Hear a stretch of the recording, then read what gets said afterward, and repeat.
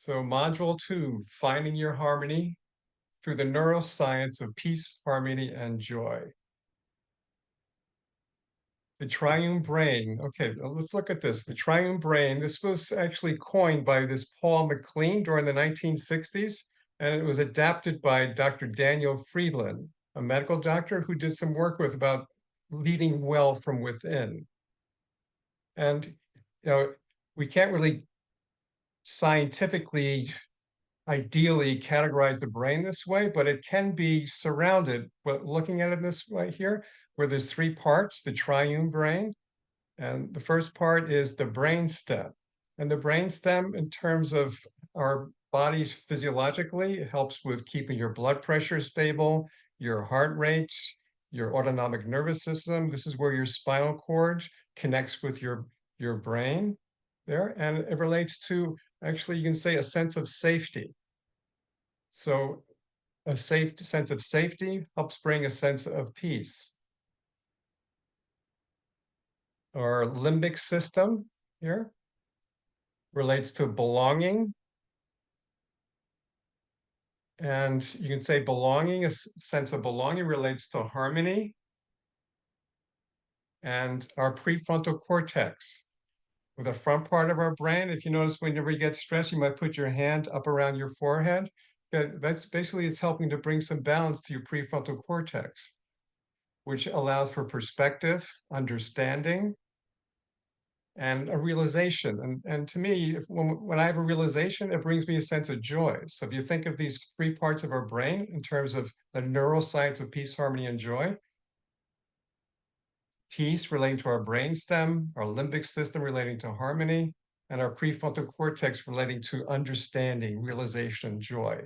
And if you look at it in terms of Maslow's hierarchy of needs, he broke it down. If we actually, again, making it succinct and categorizing it, a sense of safety, you can say, at the base, having a sense of safety, love and belonging, and then a sense of significance. When we have understanding, it gives us a sense of significance. So let's look at this a little bit more deeper. So I know this is a big picture here, but just take it in for a moment. So you can see the unstressed brain versus the stressed brain. What happens when we get a threat to our sense of safety or a sense of belonging? It fires what's called the amygdala in our brain, and it begins to crowd out. It begins to squeeze out our prefrontal cortex, where our understanding is. But when we're in a state of coherence or balance or finding our way with that, it's our prefrontal cortex that is in control, that actually allows for perspective, for understanding. And this was coined, this was actually created, this diagram was created by this Amy Arnsten from Yale Medical School there. And it depicts there what happens though when we are stressed, when our sense of safety is threatened or sense of belonging is actually not there. It crowds out how we can actually connect things. So let's look at this in terms of what it takes to bring some balance to our nervous system. But before we do that, let's look at our nervous system. So our autonomic nervous system is combined with sympathetic and parasympathetic. So our sympathetic system speeds our body up. Our parasympathetic system slows our body down. So this is basically our health and healing mode when we're in parasympathetic dominance. That's when we're breathing in slow, out slower. It helps to activate our parasympathetic system. But all these nerves are the blue nerves are the parasympathetic, the yellow nerves are the sympathetic, and they all have an influence on our eyes, on our hearts, on our lungs, on our stomach, on every organ tissue in our body. The thicker nerves, which are the blue nerves, the parasympathetic, they're thicker. They're designed to run 90 to 95% of the time. The thinner nerves, the yellow nerves, are more prone to inflammation if overrun. Common lifestyle mode of the day,